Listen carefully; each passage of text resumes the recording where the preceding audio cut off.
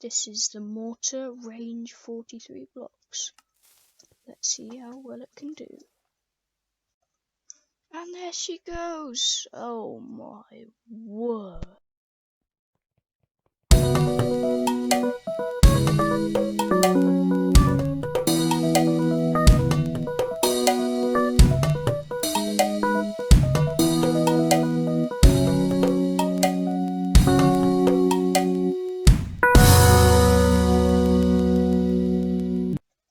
Hi folks, this is Oogly Boogly. Welcome back to another video.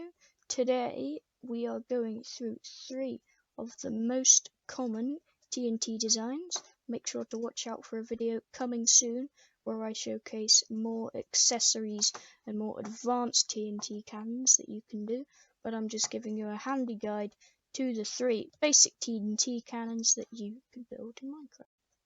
So the first design is the original TNT cannon. This has been able to be built for a long time, as it uses very basic redstone ingredients such as any sort of activation device, redstone dust, repeaters and dispensers, as well as the TNT. Don't forget the TNT, quite an important part.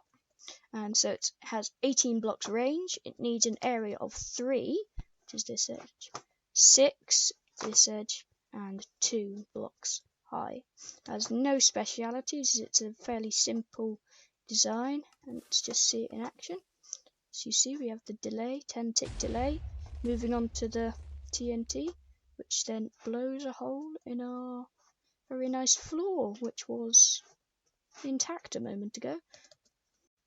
So the way you build this one, I'm sure you can already see, but we have 1 water source block here, 4 dispensers with redstone dust on top, and then 3 repeaters, 4 ticks, 4 ticks, and then 2 ticks to get the correct timing for our dispenser to fire onto the slab. This block just stops it landing on this block and then blowing everything up because it doesn't land on the slab, and so the TNT won't push it. This block is rather important, as you can see, and this precarious edge of nearly blowing up every time you fire it is a recurring theme in all of the TNT cannons we have today. Moving on to the second design, we have the compact one.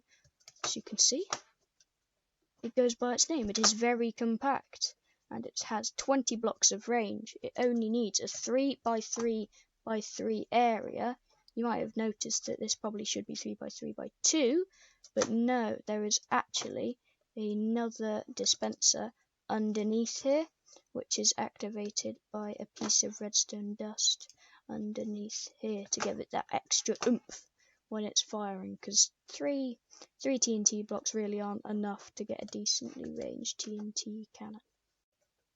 So this is very compact, as I'm sure you'll be able to see, and the way you make it is you have these 4 dispensers and the one underneath, and then we have this one facing out so that it will land on the slab, and so the 4 pieces of TNT in there can activate it. See it in action,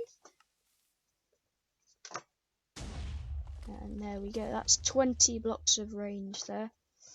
Okay, so now I will explain how it works. So basically we have a button which powers this block. The redstone is then powering these 3 pistons and the 3 dispensers, and then the one underneath. This bit's a bit more complex, so we have what's called the falling edge of the button, which is when the redstone torch is switched off and then switched back on again, which reactivates the dispenser, so it can give that sort of effect of a timer, but in a very compact setup. This is why this design is so compact. It's based around that idea of the falling edge redstone torch. That falling edge redstone torch is quite a common theme in some of these more modern TNT cannons. It's very useful to offer as a very compact, almost a timer, so that you can get that last block of TNT in. Moving on to our final design of TNT cannon this video, we have the mortar with a range of mighty 40 blocks, area needed 5 by 7 by 2, height, and its speciality, rather unsurprisingly, is long range.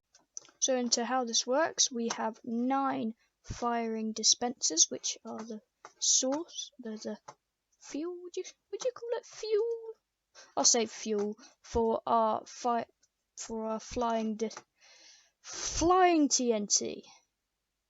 Well, there you go. For the fuel for our flying TNT, which will go 40 blocks somewhere in that direction, as you'll see demonstrated in a minute.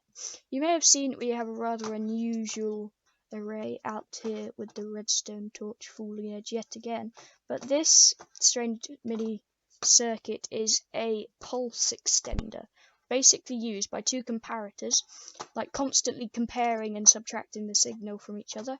These bits will need an entire video to themselves. They're rather complex, so I'll just go a brief overlook here.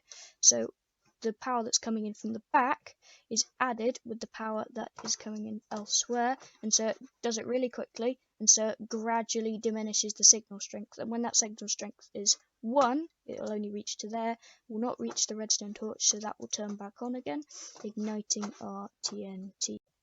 The reason it needs to be on for longer is because this, who's in the name, it's a mortar, so the TNT will be higher in the air, so it will be in the air for longer due to its long range. So we need that pulse extender so the TNT doesn't explode mid-air. That would be rather useless.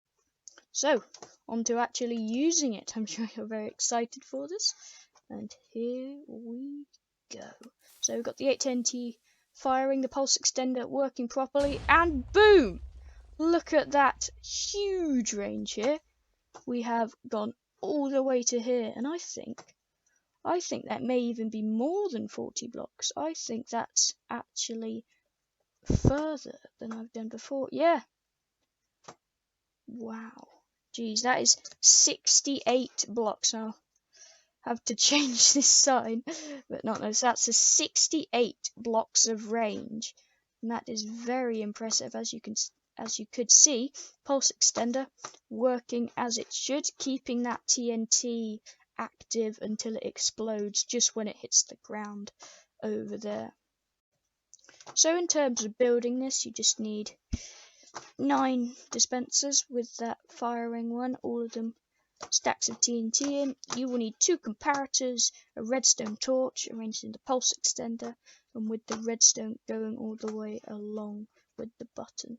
The button doesn't need to be anywhere on this circle. You could have it, I mean, you could really have it there and then having the redstone there. It doesn't make a difference, but as long as it's not here or there, then it won't really matter. In fact, probably it would look better if we put the button there.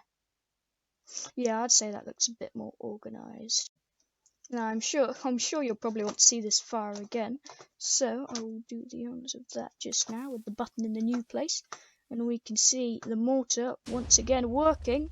Look at that, the mighty 68 blocks, probably even a bit further now. I'll go 70 blocks, and that is in action. So that is all 3 of our mini TNT cannons, the more basic designs. This last mortar one was a bit of a, just threw it in there to give you a almost teaser of what's to come. Much more powerful ones over here. And that is it. All 3 of these TNT cannons. I hope you've enjoyed this video. Thank you for watching all the way to the end. This has been Oogly Boogly, and I'm out.